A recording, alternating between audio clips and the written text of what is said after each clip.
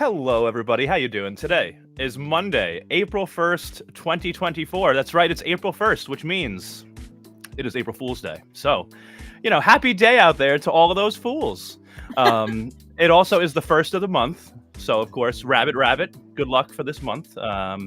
And yeah, we're here to talk about Survivor 46. I feel comforted that Mikey also didn't know what Rabbit was. I don't know what the hell you're talking about. I have done this before on the first of the month. Yeah, and we were confused. And I explained it. Mikey wasn't here. You did, and I still don't remember what it is. Ari Farella, nay Farella, Uther. now Uther. Yes. She is always tweeting, Rabbit. I'm like, what the hell is this? So remind us again. You say it on the first of the month, so you have good luck for that, that month. But why? Rabbit. Why specifically Rabbit? Could we do bunny, dog? Is it because of rabbit's feet? It's I honestly don't know the exact origin. It's just something that came from a while ago. I think somewhere in the UK. But anyway, we're here to talk about Survivor 46. Yeah. Survivor 46, episode 5. We're gonna be getting into all of it. So let's not waste any more time. Let's kick it off.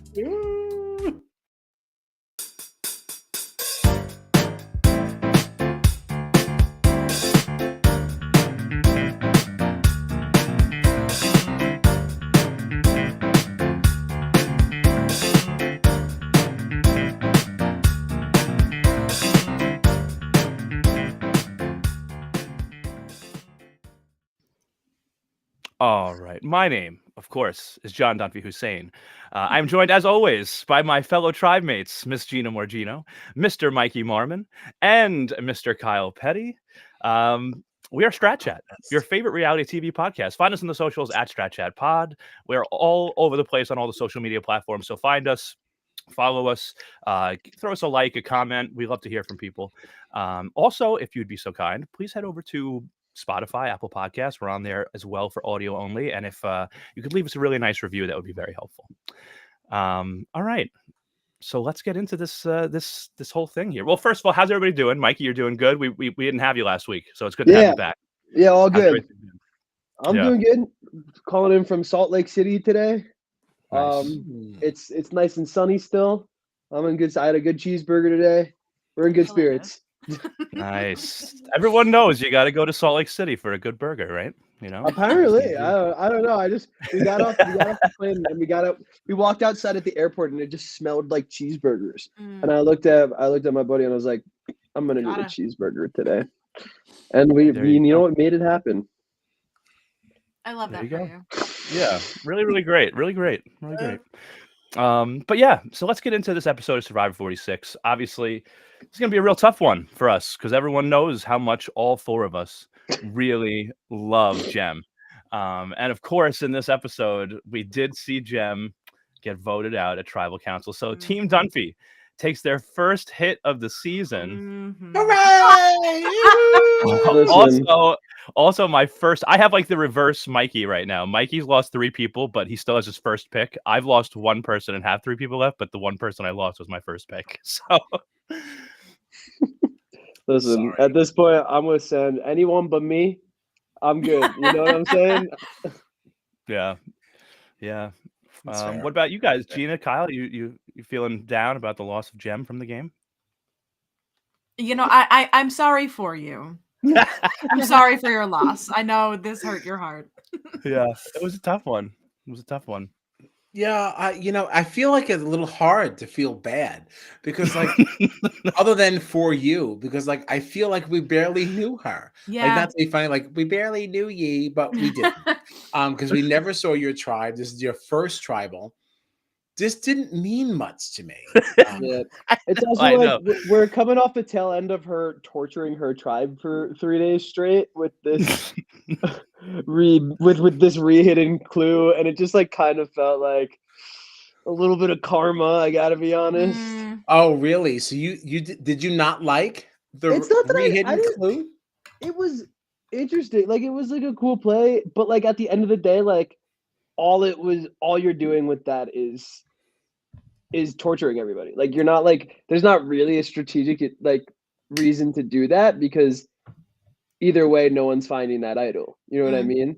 So it's like now all you're doing is like kind of letting everyone know that it's already been found, and also just like unless you're gonna like actively pin it on somebody else, I don't know. It just like it felt like kind of like I'm just doing this to crack a joke with everybody, but it felt like it yeah. felt like there were attempts to pin it on one of the guys, like Tim or Ben, that gained like a little bit of traction with like Mariah and Maria. But yeah, I mean, so do you think that she should have hid the box somewhere else and then just not put the Beware Advantage out again?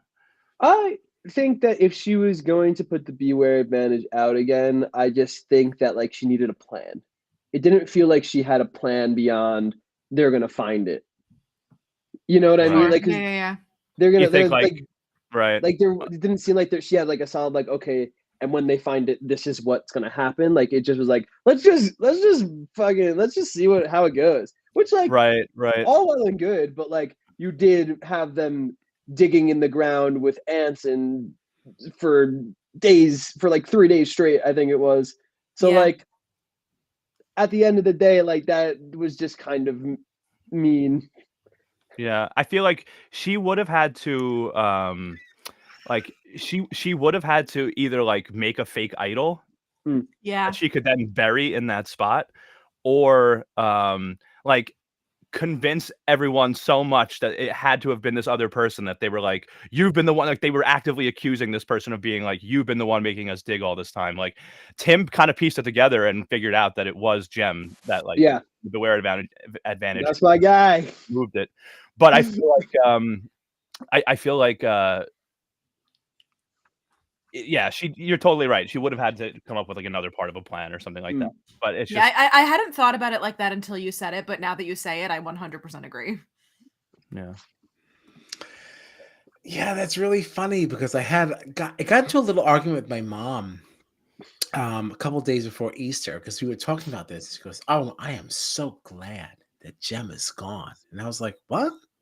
I was like, who cares? Like, I can't imagine being super upset, and I can't imagine like super rooting for her exit, right? Because like, who is Jem to us? We don't know her. And she's like, I thought that what she did with this Beware Advantage, this whole idol thing, I thought it was very mean. It was mean. She's making fun of people, and I'm like, what? And I was like, I didn't get that feeling at all. I felt like she was just trying to act as if this whole thing had not been activated. This whole thing hadn't started. Like I didn't think of it that far in. And I was like, even all right, this is just my Reverend Mom just being Reverend Mommy. And she just wants everybody to be nice. It's like, this is why you shouldn't watch these shows. But then to open this whole conversation with you thinking that it was also a little mean-spirited, like, wait, what? It's funny because I feel like the three of us last week, because this came up because of course there was footage of them like, digging and everything last week. And we were like, this was so fun. I love that she did this. What a great strategic move. And now we come in now and I'm like, wait a second. The thing is like, right. I still wasn't making a lot of sense. Listen, I don't think it makes me. her a mean person by any by any stretch. I just like think like when you're like watching this kind of thing happen and like knowing that like these people are like kind of going through it, they're all hungry and they're tired and they're a little bit miserable, like on top of that, like dangling a carrot in front of them for as long as she did, like kind of like it doesn't necessarily come off as like happy-go-lucky, let's all have a good time, wasn't this funny, guys, as much as it comes off as and if there I think if there was more like a more strategic plan behind it, I would feel differently. But because it was just sort of like let's see how this goes. Yeah, no, I hear that because I feel like this didn't feel mean-spirited to me at all. Honestly, I just feel like it wasn't executed. Like I feel like you said, Mikey, like there was no second half to the plan. Like I feel like the first half was pretty good. Let me find this Beware Advantage. Now I'll hide this, try to cause some chaos and confusion. But she just never closed it out from there. Like it just, the whole plan just kind of stopped. But I never got the feeling that it was like mean-spirited. Like I feel like we talked earlier in the season about how it felt like what like Tiffany and Kenzie were doing with the fake idol with Jess. That felt mean-spirited. Hmm. This just felt like a poorly executed plan that pissed everybody off. Like there was no one person here that was being like wronged or something, Sure, you know, yeah. like so it felt like it didn't feel mean-spirited. It just felt like a poorly executed Like, plan. why are we doing this though? Yeah. Right, but I also maybe think that there could be a why behind it. Like we already know that we're not seeing the right things in this edit. There's so much that we're not seeing. And like what if Jem had this feeling of like people are kind of on to her, so like that maybe she has something. Maybe they don't think she has an idol, they don't really know what's going on. They kind of feel funny with her and they're distrusting her. Is it not part of the game to kind of like take this and just throw everyone off the scent? Like if I put this here and you're just digging forever, like either you didn't find it or nobody found it, it just at least it adds another layer of suspicion on the whole thing. Like, yeah, but she never went out of her way to like, she never told her alliance, right, that she had this idol, because No. she could have no, used this but idol. does she have an alliance? Is the other thing like? Well, now at this point, no, because Maria and Charlie decided to go with the guys instead of with her and Mariah. But Right, that and there's might have something to gone be said for that differently. too. Like, what if she sort of knew that and like she's trying to navigate a different way? But the other version of events is she tells Maria gets that information and is like, you know what, I'm gonna go with the girls then. We've got something here that I could use potentially in the future to keep me safe. She didn't quite use it to the full extent that she could have, because she should have had the idol, right? She had it in her pocket because they lost the challenge. She did find it, yeah. She did she did like all the measuring and all that. Yeah. I think okay. I feel like we're gonna get more into this in a little bit because I feel like we started off by like saying how Jem left, so now we can kind of like go back to how I like to sort of like start things off by saying like what happened, who went home, and then like how we got there is what we talk about. Like so, as we said, Jem left. So before we go back to the beginning of the episode, we would like to do sometimes on this podcast is when we have one of our favorites leaves. You know, we like to send them off with a nice tribute. So all four of us here at Strat Chat are very happy to present this for Jem. Thank you, Jem. You may have left our screens, but you'll forever be in our hearts. So.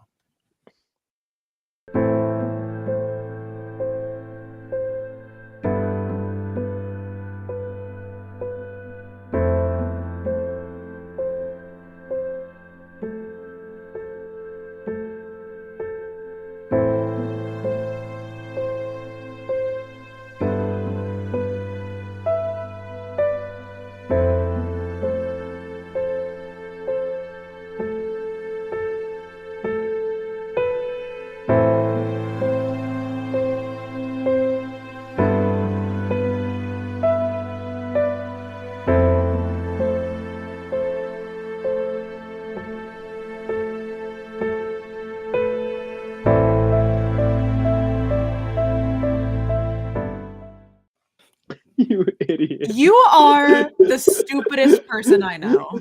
Goodbye, Jem. Goodbye, Jem. Wow. So, really tough day. I am happens so when you sad. stand too early, man.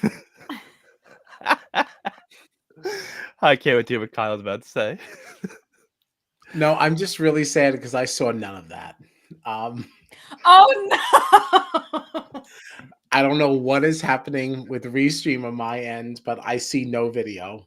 I can see you guys, but I did not see the credits. I saw nothing. I can hear the audio. Either, but I saw this. Yeah. Okay. I only heard the audio, so I saw nothing. You'll see it when I clip it tomorrow. Yeah, I'm so sorry. I'll have to go back. You'll see it when I clip it tomorrow. It's really, really special. You saw it, Mikey? Mikey and Gina saw it. Oh, okay. I sure did. All right. I'm slightly concerned though that we're having issues. I hope everyone else saw it. I think it's me. It was really special. There was some Photoshop work. There was a lot going on in there. Some handwritten notes. Oh yeah. Okay, so how did we get to the end of this episode? We started out, of course, with Yanu tribe returning from voting Banu out. And remarking on how miserable their time had been throughout this whole game, and the fact that they still did not have their flint, which Kenzie remarked, this has to be like a Survivor record, that, you know, a tribe hasn't gotten their flint. And we found out later that in fact it was. So miserable at Yanu. And then obviously at Siga, we had, kind of Charlie and Maria still playing the middle. I feel like Nami was like the first real interesting thing that happened, because this is where we had Hunter looking for an idol or an advantage or something like that, kind of running all over the place. And he ends up finding it. So he finds the Beware advantage. Mm-hmm. Oh my God, this chat is so distracting. I'm sorry. It's my fault. So Hunter finds the Beware advantage. What did you think of the interaction, though, between Hunter and Venus? Because there was a point where Venus walked up to him and was very much like, just flat out was like, "You're my meat shield. I'm not going to vote you out." Like, I've been like, so Venus is on my team. I've liked Venus for the most part. I felt bad for her at times, but like, there's been a few moments lately where I'm kind of like, I don't know about Venus, man. Yeah, you remember like early on when I think it was Randon was like, I'm not digging Venus's vibe. Yeah. And we were like, it's too early for that, man. Or at least I was like, yeah, no, I'm not digging Venus's vibe personally. Yeah. In the beginning, I was. Now, I feel like it was one of those things where when he was saying it, we hadn't seen enough of her in the edit, so we were like, "Where's that coming from?" But now we're starting to. Yeah, it's like,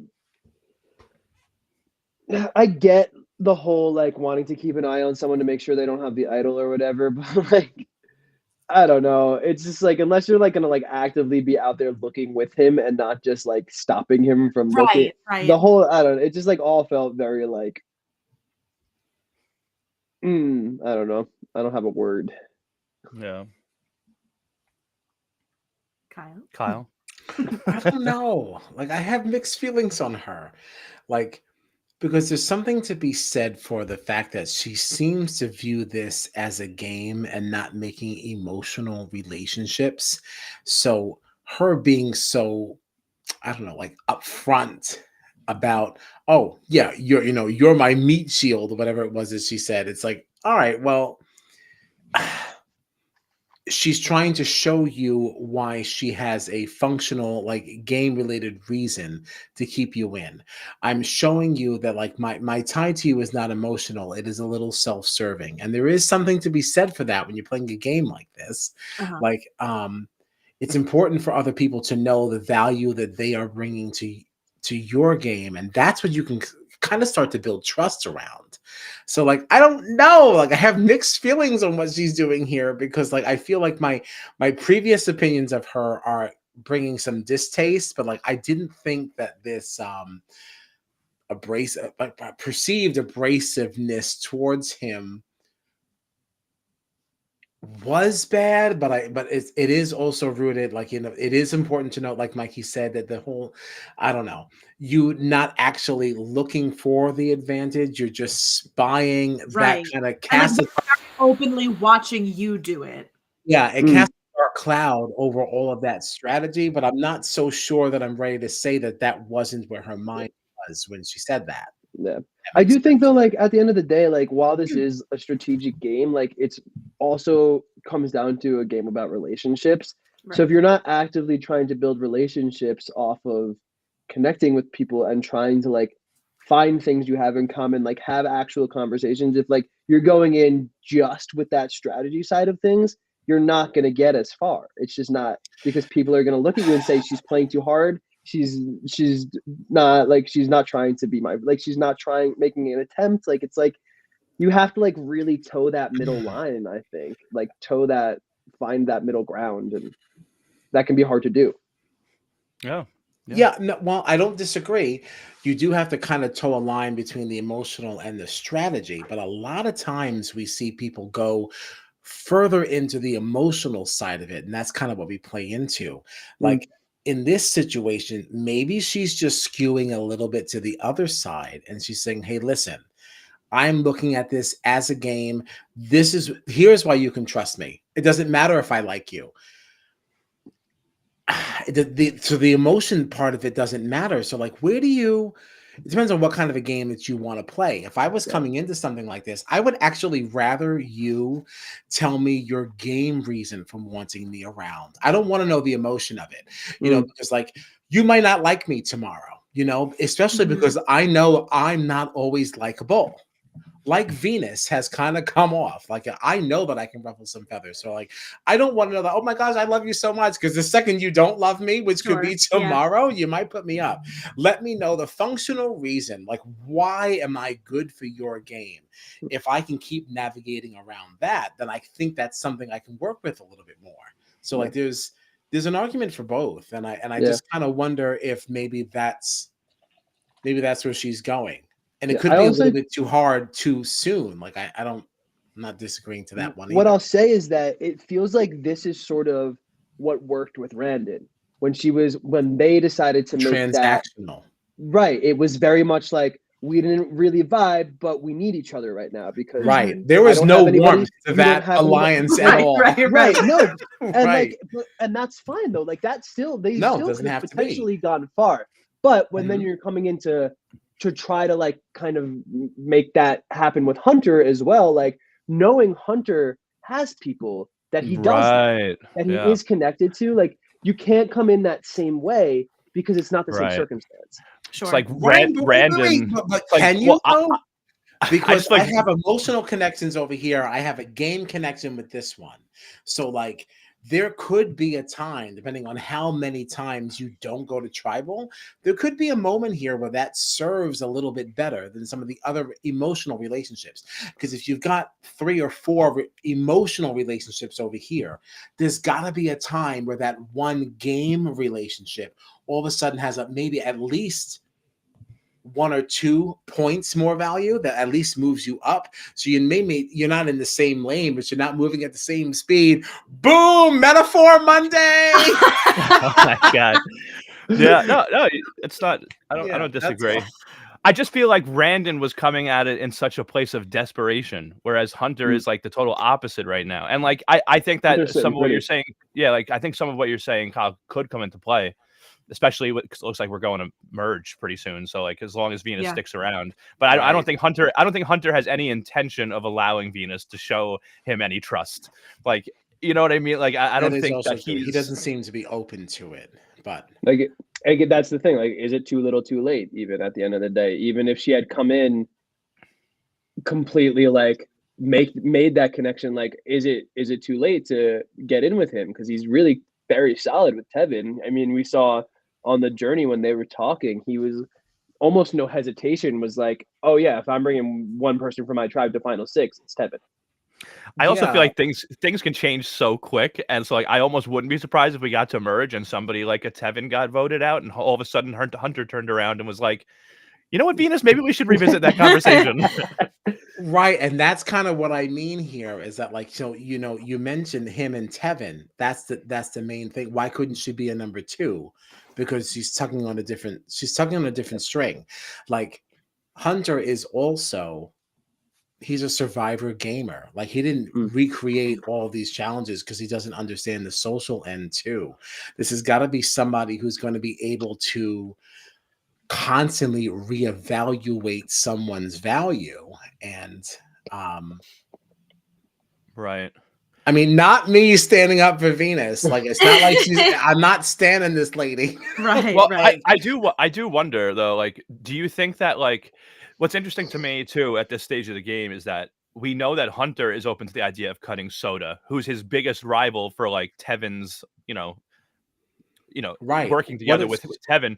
Like, is there a world in which Tevin, or like could Tevin and Hunter even push Soda out? Because Soda feels like a wedge between them right now, whereas Hunter and Tevin could like kind of pull Venus along together and use her as a way, whereas like Soda has a little bit more of like a powerful dynamic than Venus in that tribe right now. So like you'd be much more able to like control Venus, I think, than you would Soda at this stage. I don't know. John talking about controlling women over here. Unbelievable. Oh my goodness. Oh my goodness.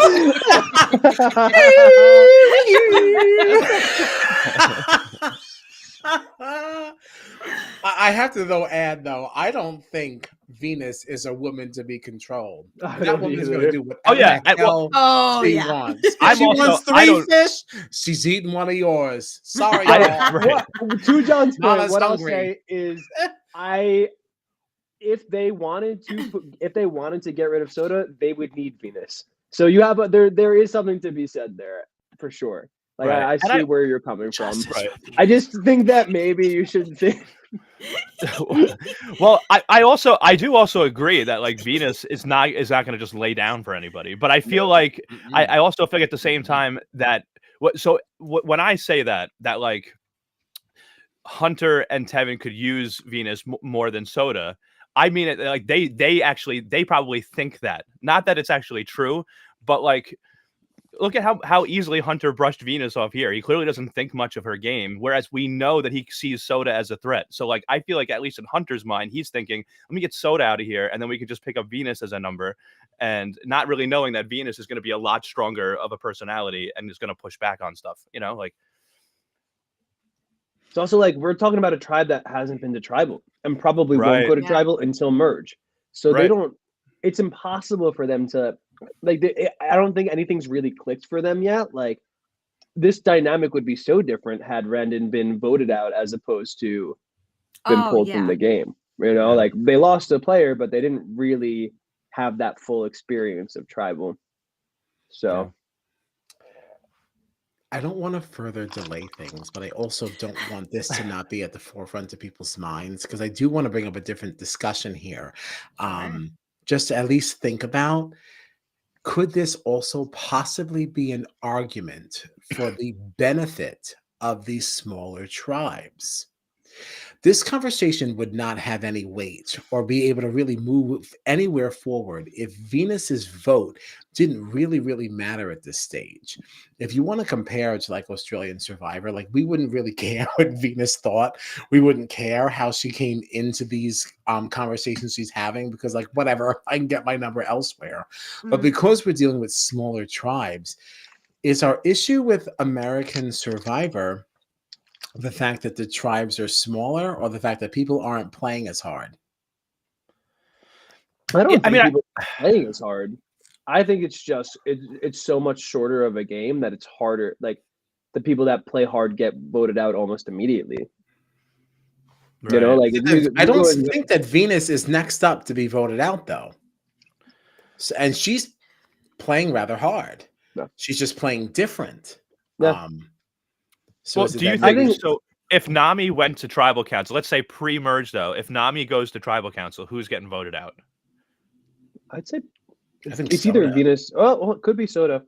Unfortunately, it's not Tevin and it's not Hunter, unless the girls decide. I mean, it really honestly could go a bunch of different ways because there's a world in which Soda catches wind of something or Venus is pulled on a plan, and instead of sticking with Hunter and Tevin, goes to Venus and Liz, goes to Soda and Liz, and is like, "Hey, they're gunning for us." We got Liz is there too. Let's turn this around. You know, I don't know. It's really it's so hard to say because they haven't been doing tribal.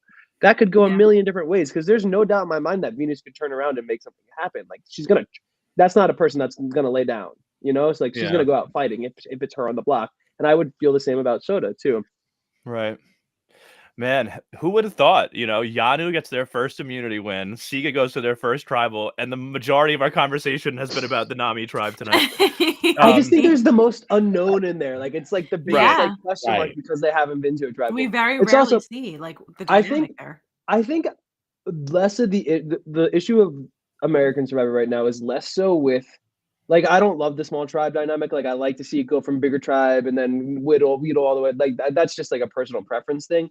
But I think the issue really lies in that not only is it a tribe of 6 people, but it's a tribe of 6 people, and 3 of them might have a vote that night. It's all like it's everyone losing their. Hunter lost his vote twice this episode. 2 separate times. Yes. I want to talk about. So I really want to talk about this. I also just want to say, about Kyle's point about the smaller tribes, because I do think that there are some pros to having these small groups. I think it can make interesting situations sometimes. I think it's just a mixture of like all of the elements of the new game, the smaller tribes and the smaller cast, plus all these twists and everybody losing their vote and this and that. And it's just like it's too much, especially if you're gonna have smaller tribes, I feel like.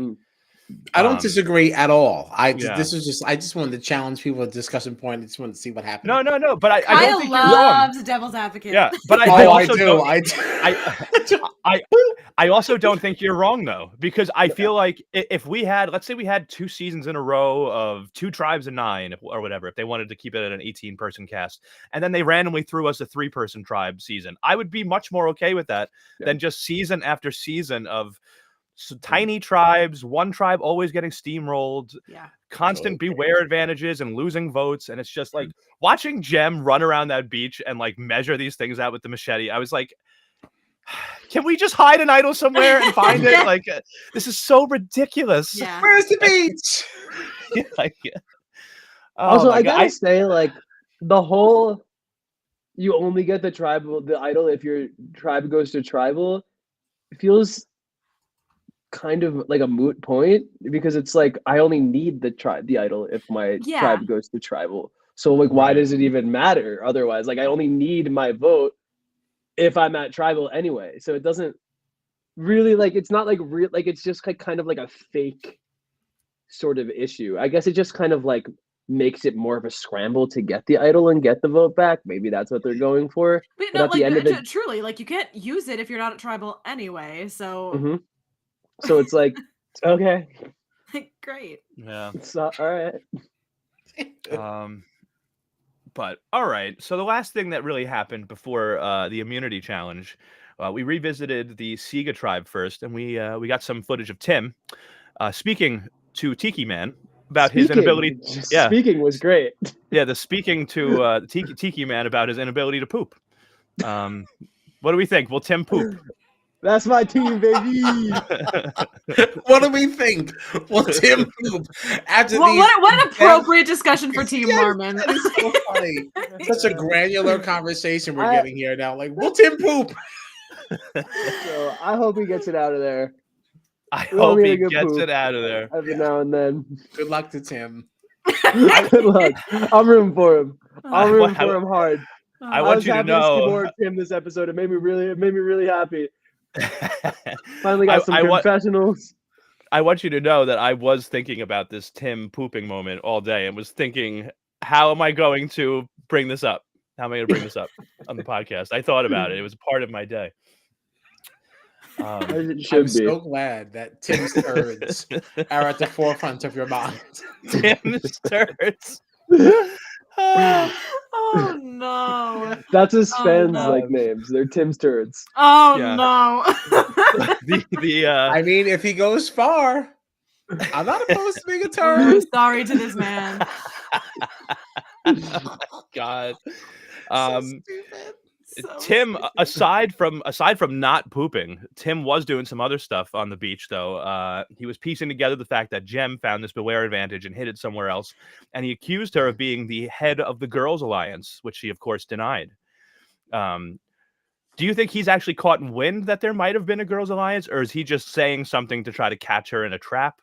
I think there's probably, like, based on the way that the girls were talking, it seems like the guys kind of stick together and the girls kind of stick together in that tribe, with the exception of Charlie, who obviously is flip-flopping back and forth and going to everybody. So I think like it feels like within their tribe, the dynamics were fairly clear. I think because it didn't seem so much like the girls were like, we don't want to show them that that we're together. It was more so that they don't know that Charlie's with us, which he wasn't. But that felt like their big secret, rather than the fact that they were like in a Girls Alliance. The Girls Alliance seemed a little bit more at the forefront. Okay. Yeah. So that set us up to go into the immunity challenge. And this was one we've seen before, right? I like this one. This one seems fun. It has the 3-level obstacle course. They've got to untie the bags of the keys. They then have to use these keys to try to get a what is it, like a hook or whatever they have to use to try to untangle this rope. And then from there, this drops a bunch of sandbags, and they have to knock down 3 targets.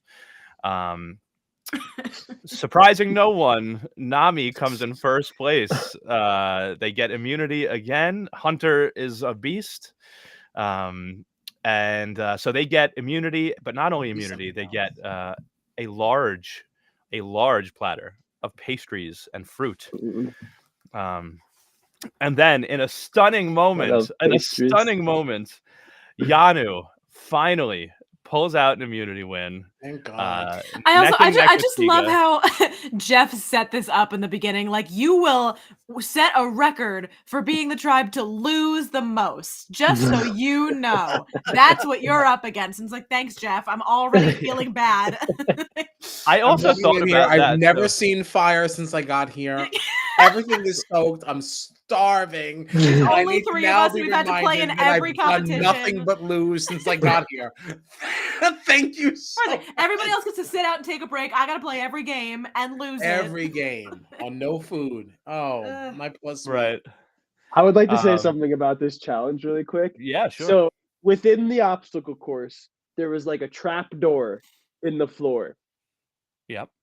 That means because every single person had to open that trap door, and I was watching, and not one of them closed it, which means that between every person that ran the obstacle course, someone was running out there off camera to close the door and then run out. And I just want to put that image in everyone's mind. That was happening. Oh God. No one's talking about the guy who closes the trap door. No one's talking about that guy. But he exists. It is also so funny to me that also means that as this is going on, you're like, wait a minute. Who closed that door? And then you watch the next tribe doing like, wait a minute, hey, what? And like you're literally counting this like for Mikey to notice that. Right, because I know you well enough to know you didn't just see it once and think that it was gospel. You counted. You watched several times to verify your stuff so it wouldn't be debunked tonight. And like that is really something else. I feel like and it never closed, which means that someone was running out there. I was gonna say, Liz says give trapdoor guy a raise, and I was just thinking Mikey's probably already trying to figure out how to get this job. How to get that job? Yeah. What a great job! I'm the trapdoor guy. Yeah, trapdoors, man. I don't know. Matt Blevins, welcome back. I missed you. Out here, got all booed up and done left up. You definitely tried it. Where were we? So yes, Nami won first place. Yanu, though, in a stunning slow motion finish, they hit their final target and they won immunity for the very first time this season. Also receiving a smaller but also satisfying platter of pastries and fruit to return to at their camp. Safe. Ain't anybody getting tired of Q yet? I liked him more this episode than I had in previous episodes. He's grown up. What did you think? What in particular is bothering you about Q? I just feel like he acts as if he is the biggest physical threat. And it's like, these two ladies keep outplaying you all the time. They keep doing better than you, both of them. And it's like, so stop it. Like you act like, oh, we're going to keep everything strong. I'm cute. And it's like, what are you talking about, bro? Like these two ladies keep like crushing you. So like, stop it. Find another road. You know, it's almost like you're in the lane, right? To use a metaphor from before. Bump, mad speed bumps. Get out of that lane. There's mad debris. Move. There's mad debris. Tiffany is an absolute beast. She crushes in every one of these challenges. Every single one. And he's out here saying, well, of course they want me out. I'm the biggest physical threat. Are you? Because you've been outperformed every single challenge. Who wins in a fight, Q or Hunter? I'm sorry. Now, Mikey. I said, who wins in a fight, Q or Hunter? What kind of a question is that? I mean, now we're talking about two totally different things. Who wins in a fight? Now, I don't know. I might go Q. Like, I just feel like there's a little bit of a roughness there that I feel like, Yeah, well, because I feel like You think Q is a rougher football than player. Hunter? You might go Q. Well, Q is a I think football at that player, right? point, we're talking about He's a used to fight? getting hit. Yeah, he's used to getting hit and stuff like that. I don't know about that with Hunter. At least I know that Q can take a hit. Maybe we'll find out. Who knows? Play D1 football, I don't understand why we would find out though. Is there I a don't know, problem maybe there'll be there? like a Like, is there wrestling something challenge. I missed? Like, why is it Q v Hunter? Because those are the two like challenge threats right now. Oh, you made it sound Well- like they were like about to throw down, like No. and then all of a sudden, like people were like throwing boats. They had a lovely conversation on the like- journey, actually. Kyle, didn't you see the next on? I was like, wait, did I miss something? I was like, why is it Q v Hunter? You know, But- sometimes like it happens in Australian Survivor. They just kind of like put them up there and they're like, "All right, you two fight." That happens sometimes. Sure. Yeah. It happens. They like wrestle. All right. Yeah. So yes, we had Nami tribe win. Yanu tribe gets second, also immune. Siga tribe loses, going to tribal council at risk of somebody from their tribe going home. Now at the end of this, we did also have a journey. So on this journey, we saw it was Tim from Siga, it was Hunter from Nami, and Q from Yanu. So pretty much the three biggest physical threats, at least, are being considered the biggest physical threats in the game. What did you think of these choices for this? Now, correct me if I'm wrong. Usually the tribe that wins, do they select who goes like from each tribe? That's how they did it last time. Sometimes yes, sometimes no. Okay. Now this time each tribe chose their own representative to go, right? Yes. So yeah. what do you think of this? Do you think this was an odd move to send the three strongest guys from each tribe?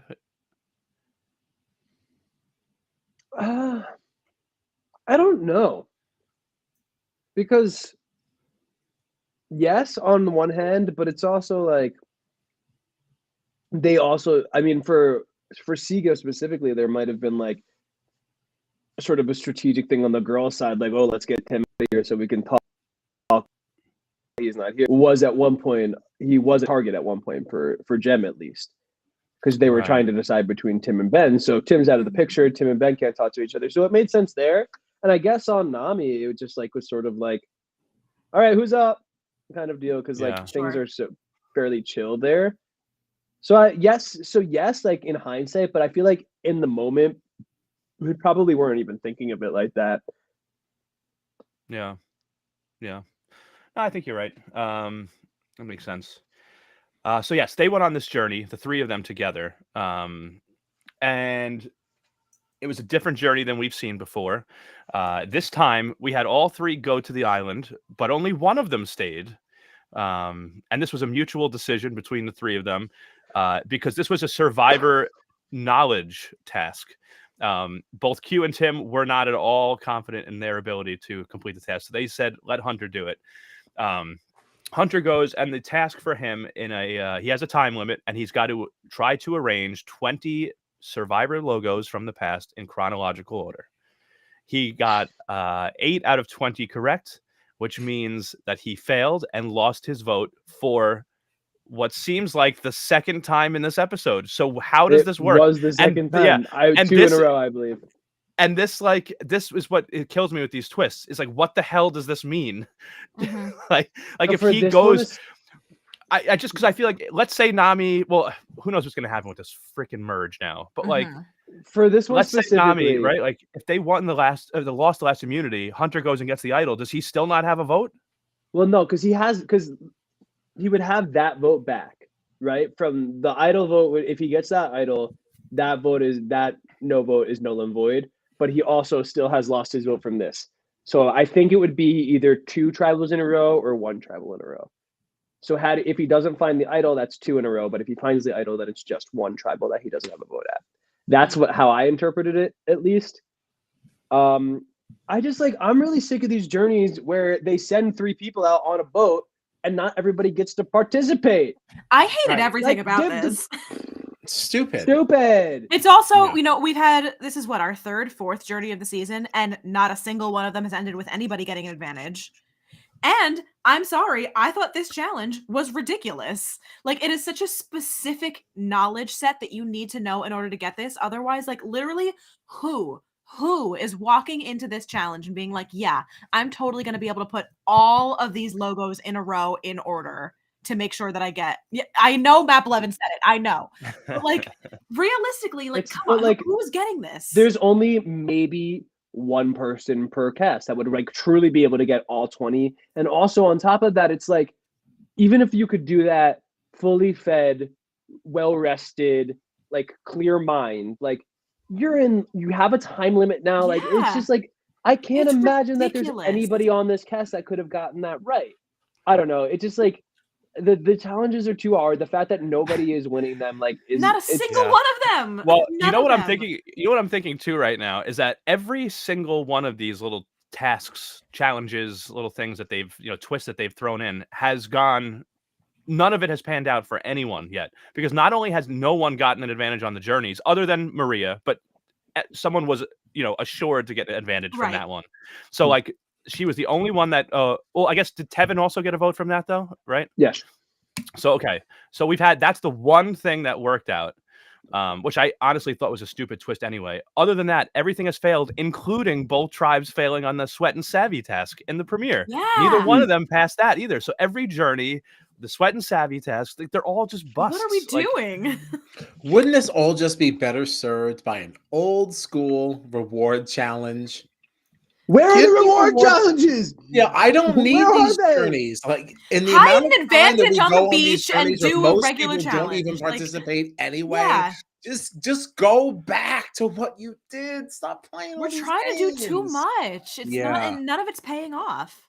And the journeys have gotten worse over the years. So this season's journeys are so bad. Yeah. So bad. I don't want to see that 3 people are going and only 1 is playing.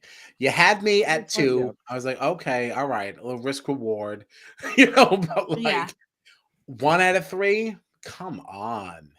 Last year's didn't bother me so much. I thought the Austin and whoever the hell else, they're pendant to idol, that whole thing was interesting and kind of changed things a little bit. There was some interesting stuff last season, but it seems like this time around they're trying to really amp up the journeys, make them hard, and it's just they've gone too close to the sun now. There were some interesting journeys last season that I thought worked pretty well, but this time around it's just every single one of them has been a bust. The challenges are so hard on its own, and then also having a time limit to it. Nobody's capable of doing that. You can't do that. Yeah. I also feel like it's so weird because I've never really loved a lot of these journeys, but I agree, like we've been saying, that the journeys this season have been the worst ever. And it's weird to me because they filmed these 2 seasons pretty much simultaneously, right? So it's just weird to me that from 45 to 46, the changes could have gotten so drastically bad if it's technically the same sort of decline. Right, like if they're filming these one after the other, don't you think they'd make changes after they film their 2 for the year? It's all right, next year, let's try this new thing. It seems weird to change from 45 to 46 if you're filming them back to back. Anyway, I don't know. Oh, I thought it was the other version of back to back. I would think that whatever we're getting now, we're getting again. Because these are different changes than we had in 45. Oh, you're thinking so it was 44 and 45, and now it's 46 and 47. That's what I thought. Oh, maybe that's 41, what it is. 42, 43, I don't remember what the 41 and 42 would have been together. 43 and 44 would have been together. 45 and 46 would have been together. Oh, well, then F me. Because they do 2 at a time, right? Yeah. Right. Mm-hmm. Yeah. All right. Well, I tried. Because it still feels different than last season. It feels very different. Yeah. That's I wonder too if it's they're trying to if you go, because you have this 1 year or so, right? So if you have the two different versions of events, and then you can like sort of like look at you can afterwards you can like look back at like, all right, this is how this went, like this is how this was received, this is how this was received. That way that when you go into the next two seasons, you know what worked and what didn't. Right. Like you're trying compare two different things. Yeah. It just feels like they're throwing shit at a wall to see what sticks. Like, and none of it's and paying it's off. also tricky because I also feel like it's almost not enough data from the way that you presented it, because if you gotta at least do it one more time, because it also there's so many variables. It depends so much on the group of people that you're playing with. Right. Who arrived at this advantage? Who got this? Like, you almost got to try it for several years before you really decide, hey, this didn't actually work. Right. The victim also being us. right.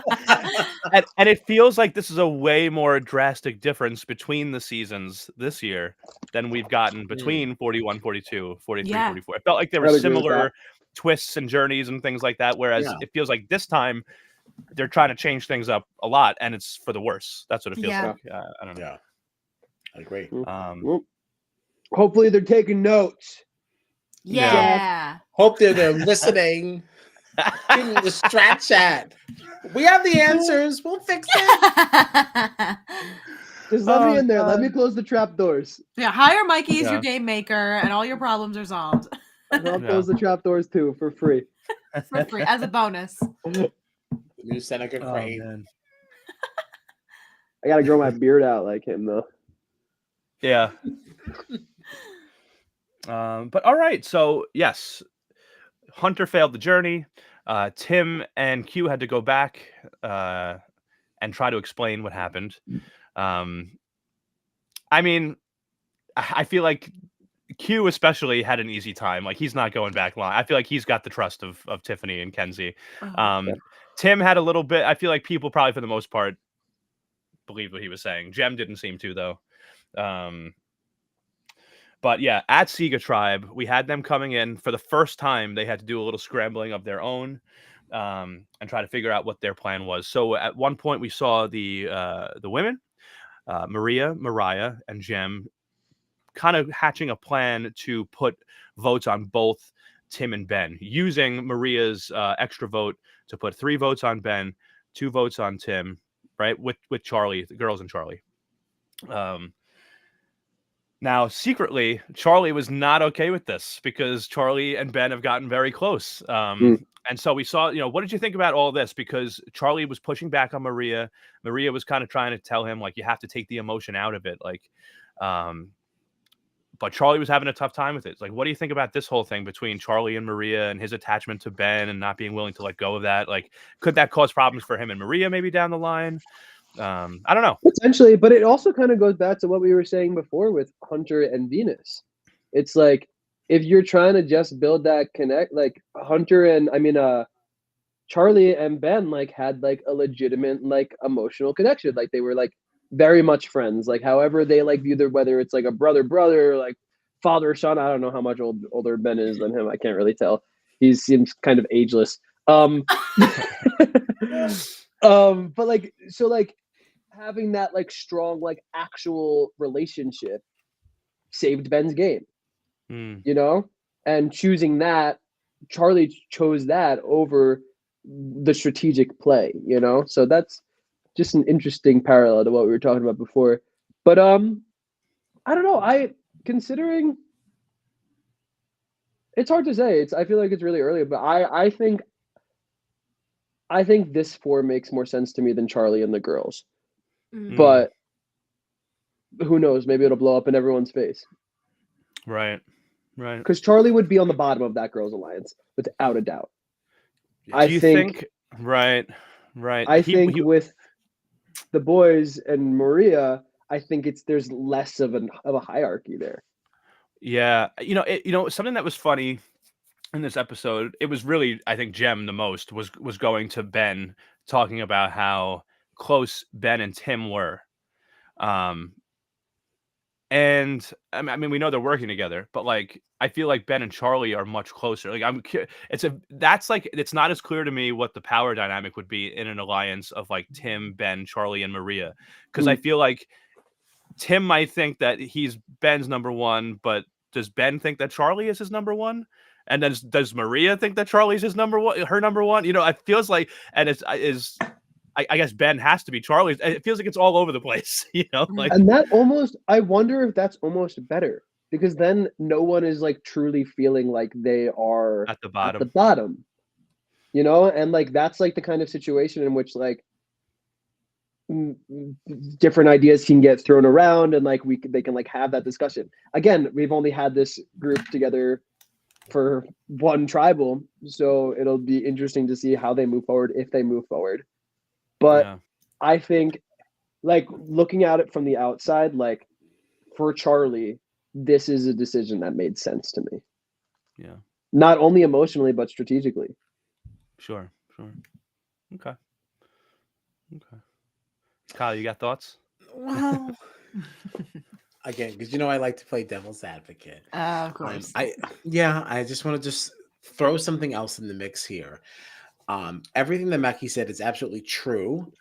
I would also come back with who is so the way that Charlie's game is set up, he's very insulated, right? Because everybody kind of feels like there isn't a hierarchy, XYZ.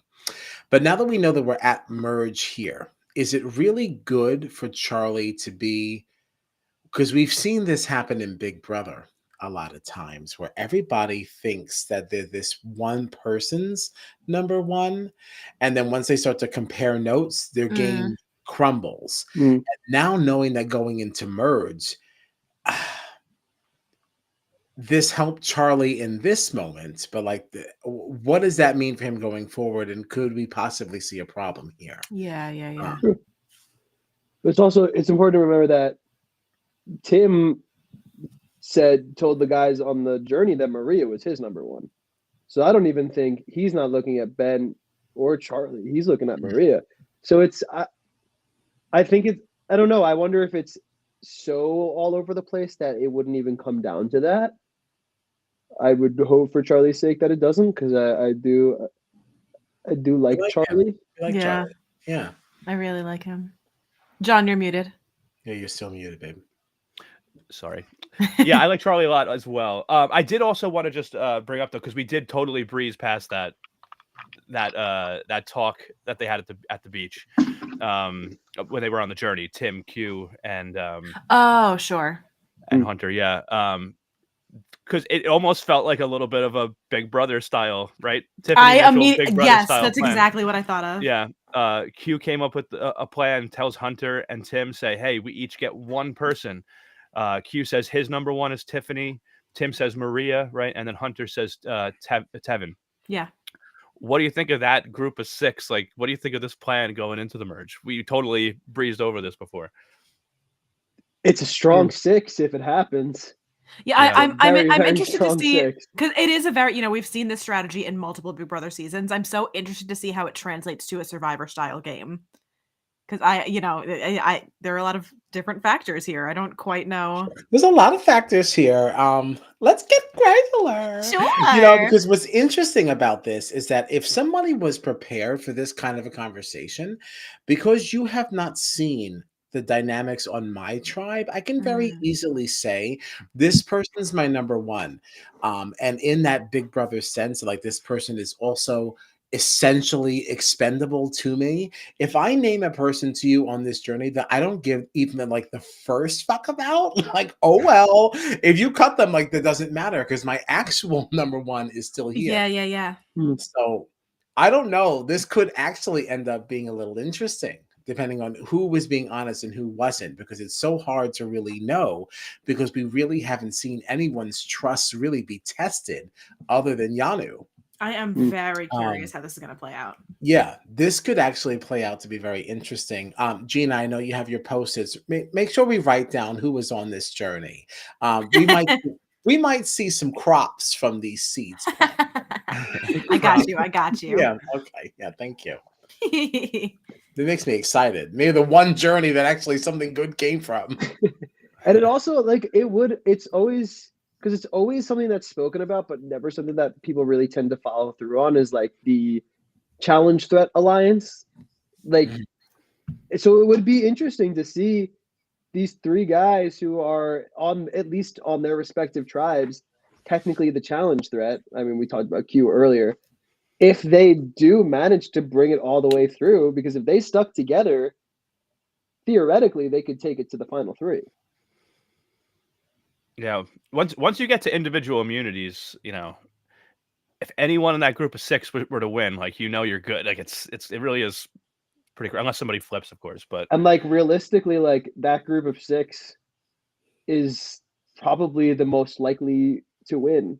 Yeah, I mean, because Q and Tiff, right? Q and Tiff both great. Tim, and then Hunter and Tevin. Like those are the people that I would pick on every tribe as probably the most likely to win. Maybe I would take Charlie over Maria or Tim. I don't know. No one on that tribe is particularly athletic, it feels like. Nope. No. I just mean like that no one is like wildly like. No one's proven themselves to be the Hunter more, tribe, All right. I don't disagree. I just like to see what people do when I do that. Right. Oh. Yeah, because people immediately become defensive. I just think it's like listen. Just fun to watch. But like I don't know that I believe the Tim and Maria thing. Like that's I don't know. It's hard to say. We haven't gotten quite enough from Tim.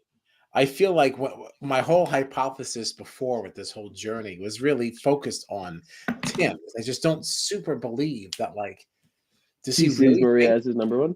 Yeah, I haven't seen any evidence of that. Because I see Maria and Charlie being the duo there. I don't know how Tim fits into He did mention too something about her extra vote in his confessional in that little situation. So I wonder if he was like, just like, well, if I have Maria, I have that extra vote, so might as well go with her. She ended up using it on this last vote anyway, so now that's out of the picture entirely. But right, which I also want to talk about when we get there. So go ahead, Kyle. No, when we get there, I'm saying. I was just gonna say, like, the other thing about there is that, like, if my hypothesis was true and he's just naming people he doesn't mind going, is it also then possible that Tim wants to work closely with Charlie, and because he already sees Charlie and Maria as the sort of duo, it's like, I don't mind if she goes because that could actually move me closer to him. Just something else to look out for my sake and the sake of my team. I hope he's thinking like that. I really do. So selfishly. I mean, it would certainly make it fun, and again, it would actually add some validity to the journey. Yeah. Because even though people didn't play, things happened. Something came out of it. Yeah. Right. I could accept that then. Right. God, these journeys. I also just think there's too many of them. Well, I almost feel like 3 already. I almost feel like they keep doing them because nobody's getting anything out of it. So they're like, oh, just send them on another journey. Eventually, somebody's got to win something, right? You know, I feel like it just replaced a reward challenge, and it's like at that point, like I'd just rather the reward. But I do wonder, like. I do wonder in this instance how set the game actually is before they get there, because to me it literally feels like they're like, nobody is winning these. We have to keep sending them on rewards until somebody gets something. Send them. Just keep. They're on a schedule. They've only got 20 whatever days. Like they are on a tight. They're planned out beforehand for sure. I just feel like we don't usually see this many. I'm sure there have been some we didn't see in previous seasons. But I don't know. I do think this feels like there's only been 3, right? I think 3 in 5 episodes. I don't know. It just feels like a lot. Maybe not. It feels like a lot because we're annoyed by them this time around. Well, that's fair. Well, I mean, I also am wondering how many. Well, do they usually end after the 3 tribe stage? It feels like we've only had 5 episodes and we've had 3 journeys. So we've gotten journeys in more than half of the episodes we've watched. So like it's still pretty significant, I think. I'm just tired of it. I'm tired of this, Grandpa. That's too damn bad.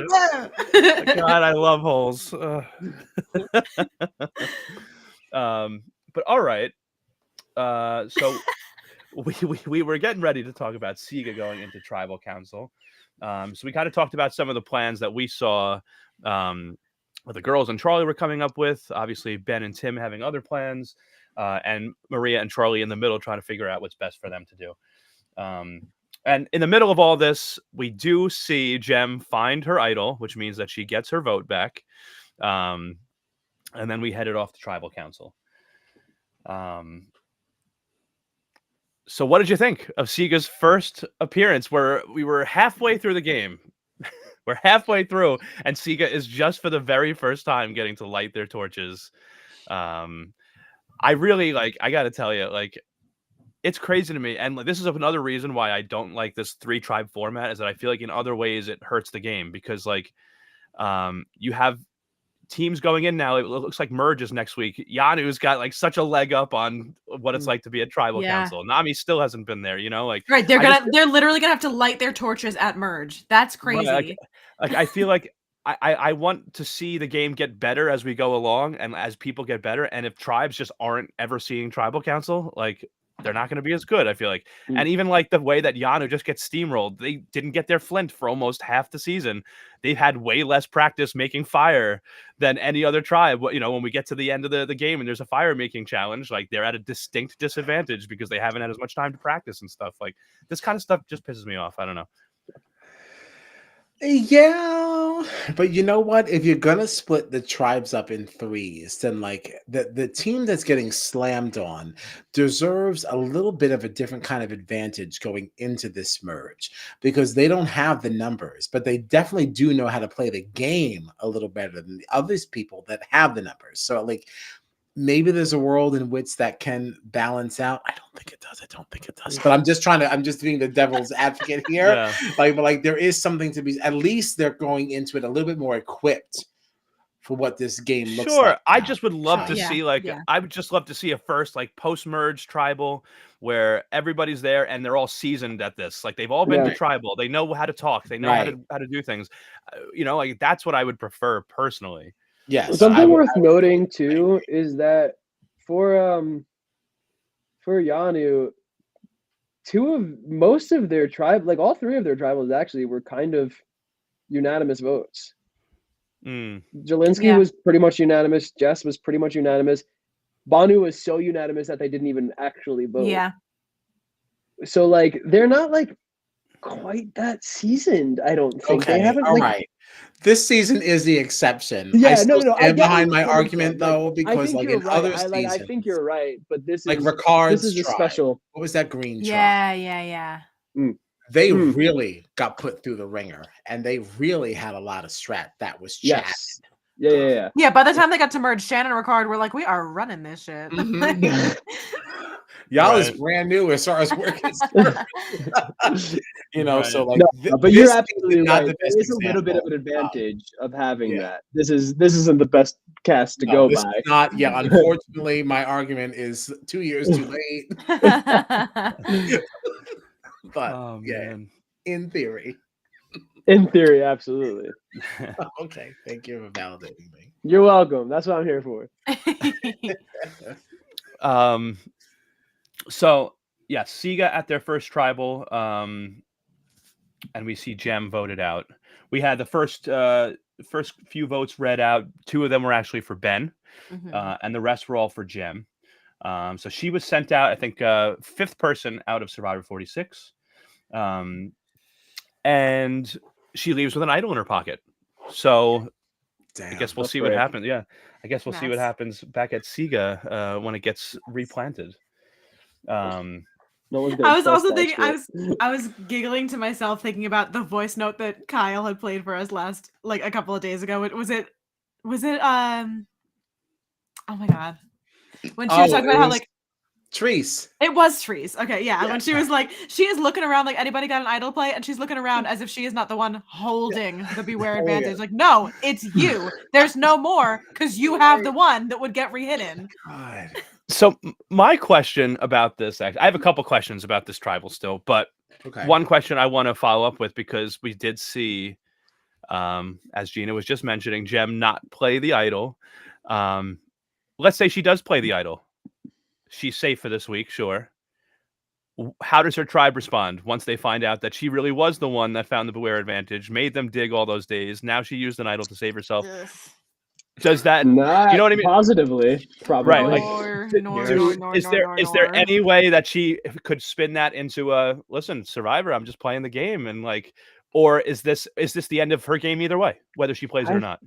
I think so, because you could say I was just I mean, a merge could save her, but you could say I'm just playing the game, but it's like, were you? What was the game? Right. That was literally to me the 3 days worth of doing nothing but digging, looking for something you already had. Yeah. Lying to everyone, lying to your alliance too. Like that's a biggie. Right. Because now they don't feel like they can trust you. Right. Yeah. You know what? Even the devil's advocate in me has nothing. He says, "Zoop." But I can't understand why would it be good to then play it and stay. You're just prolonging the inevitable at that point. Unless, all right, now hold on. I have the little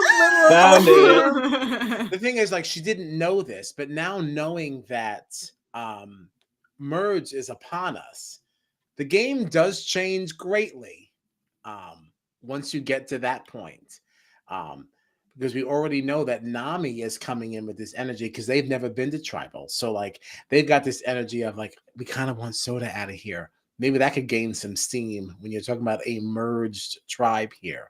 Now, this whole murgatory thing that we like to do in America could definitely, be a fly in the ointment, if you will. But like, I don't know if she had played it, like, and you get to merge, anything's possible. Yeah. So, I mean, it still would have been worth it. Yeah, that's my final stance. It still would have been worth it because it gets you one more day and you don't know what twist is next. Because maybe you're the next one on a journey. True.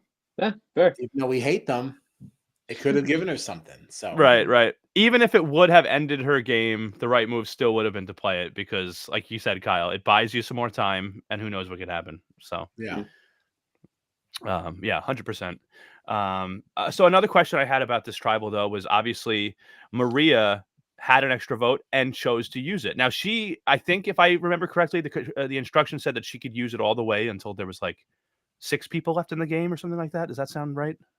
Or am I off there? I don't remember. Sure. Yeah, I really don't Let's go with yes. I don't know if that's 100% accurate, but I know that whatever the instruction said was that she was able to use this for at least, a decent amount of time after this if she wanted to. She ends up using, I thought she very smartly, with her second vote, wrote Jem's name down 2 completely different ways. One, just Jem, in script. The other in print, but it was the full Jamila name. So that was pretty interesting. But I was just kind of curious about why Maria would use this extra vote right now at all. Like, I know that Ben didn't have a vote, but by the time the votes came out, from what we saw, it looks like Jem had 4 votes and Ben had 2. And I feel like, was this a waste for Maria here? I mean, like, I wouldn't call it a waste. She solidified the alliance and she has the target off her back. Now there's no like, well, Maria has an advantage, so she could use that, I think I thought it was a smart move. Okay. Yeah, I just, and I don't disagree with you. I don't really, honestly, I don't really have an opinion one way or the other. I don't really care that she used it. I'm just curious, like, it felt a little bit like, if you felt like you had the votes, why use this now when it can come in handy maybe a couple weeks from now? Like, an extra vote when people are losing their votes left and right is like incredibly valuable, I feel like. True. So I just felt like this might have been a little too hasty to use it in this situation. But, at the end of the day, you never know how the votes are going to go. So if you really want to be sure, I guess. So yeah. God, there was one other thing, and now I can't remember what it was.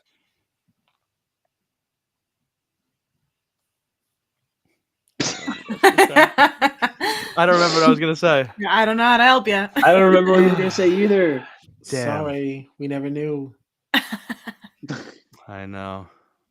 All right, I guess that's it then. Maybe it'll come to me. It's gonna be one of those things that at 2:00 in the morning he'll be in the group chat like, "Oh yeah." Right. Congrats, Team Orgino, on your first win of the season. Very excited. My team's doing really well. You do. You have a strong team. It would be a shame if someone left next episode. Hey. Ooh, We're doing great on Team Orgino. All right, Listen, don't you wish that on me.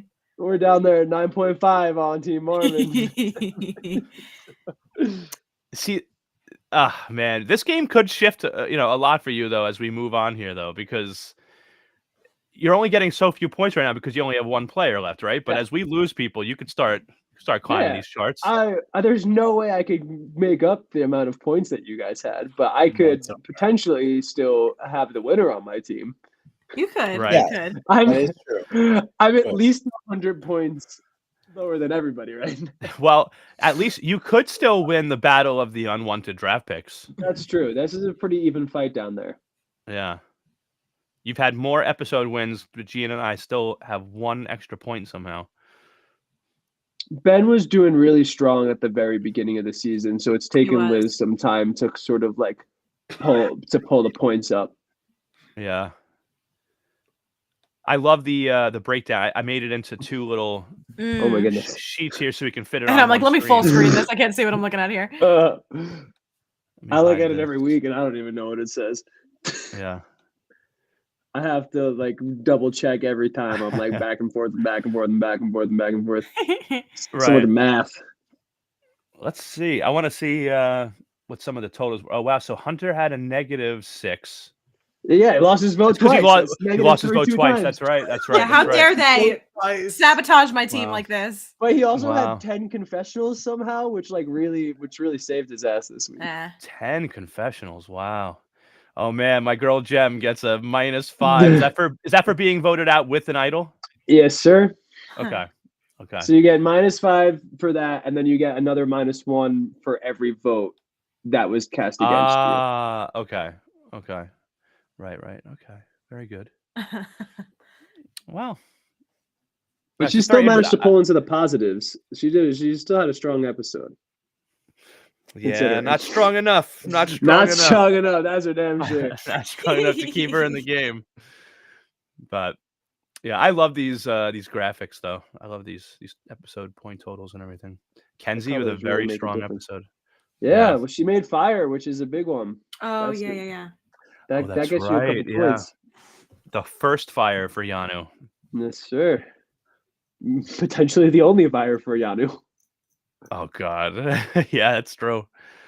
Wow, Tevin still has the most points for the season though, huh? Yeah, they like to go to Tevin a lot in confessionals, so he is pretty much always up there. He gives good confessionals. Yeah, Tevin's already somebody that I'm already thinking about. Like, I'd love to get Tevin on a Traders or something like that. I've already thought about that with Tevin. Oh, absolutely. Yeah. Venus what's funny about this? What's funny about this one in particular is if you're starting at the bottom, we have mostly people that have been voted out of the game already. Somehow Mariah has less points. That's Team Dunphy. That's Team Dunphy right there. And like, to be fair, Tim is only one above Banu, but still, how she's in the middle there. She's done that little this season so far.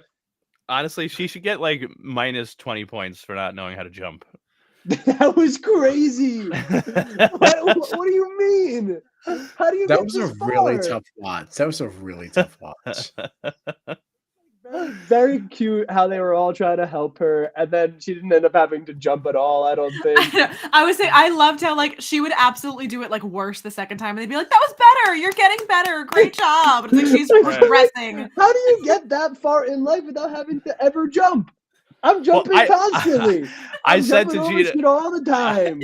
I said to Gina and Kyle that like you're also in theater, like yeah, Mikey, you're also jumping because you're annoying. Like, let's not. Because you're annoying. That's way too far. Yeah, let the man jump. Let the man just jump in peace. Let him jump in peace. Okay. My son does not have ADD. He just likes to jump.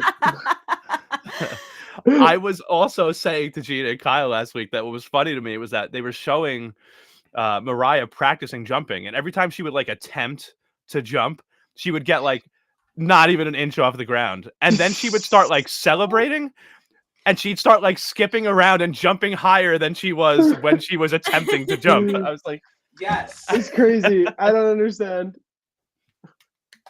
She's an interesting one. So silly, goofy. She's silly. I honestly like her though. I kind of like her. She's just kind of weird. Her. Yeah, she's quirky, you know. Quirky. So yeah, do we have anything else for this episode? I don't know. No, I don't think so. This went on way longer than I thought. Me too. It's also my fault. I just love to play. No. Yeah, it is. But it makes for fun conversation. Yeah. I like to get granular. That's right. So what we have coming up is on the next we saw that it looks like it's time to drop our buffs. Yeah. We'll see if we're merging or if we're going to mergatory. He'll be swapping too. Yeah. I also like once we do merge, I know we complained about this last season about how like we finally get to merge where we're going to have a nice big tribal council and then half the tribe's not there or something like that. You know, like I really hope we don't do these because it's one thing to do it once or to have a couple of full tribals and then throw in like a twist with teams or something where one team is safe and doesn't have to go to tribal maybe. But like I felt like last season, it felt very much like we never really got a full large tribal where like everyone was in danger or where everyone had a vote. You know, it felt like even when we did get a full thing, like 3 people were missing votes. And it's like, well, come on. Like, we just want to see a big tribal with everybody there able to vote. Like, come on. If you want to do the mergatory thing, just do a couple days of 2 tribes. Split them to 2 tribes and then go to merge. Don't merge it yet. Like, if you want... do a tribe swap where you're just going into 2 and then... You're essentially doing that anyway. Yeah. Right. So, like, the only problem I feel like is that at this point, because of how small the cast is when they start, we'd be back to 6 per person tribes. Right. I think they're at 13 now with Gem, right? Because we started with 18, there's 5 out. So like we'd be right back to the same format we've been.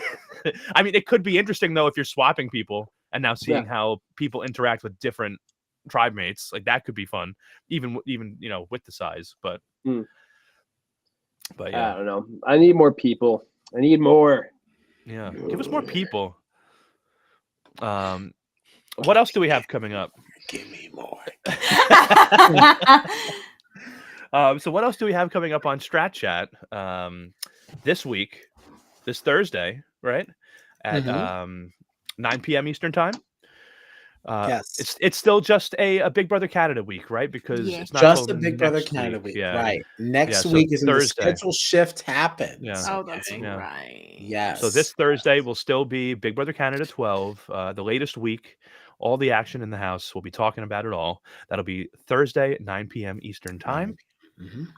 And then, of course, we'll be back next Monday, April 8th. I can't believe we're in freaking April, to talk another episode of Survivor 46. All right. And let's not forget our premiere event, you know, Challenge All Stars 4. The following Thursday at 8 p.m. All right. I know. Challenge is back. Bing, bing, bing. The challenge never leaves. So tired.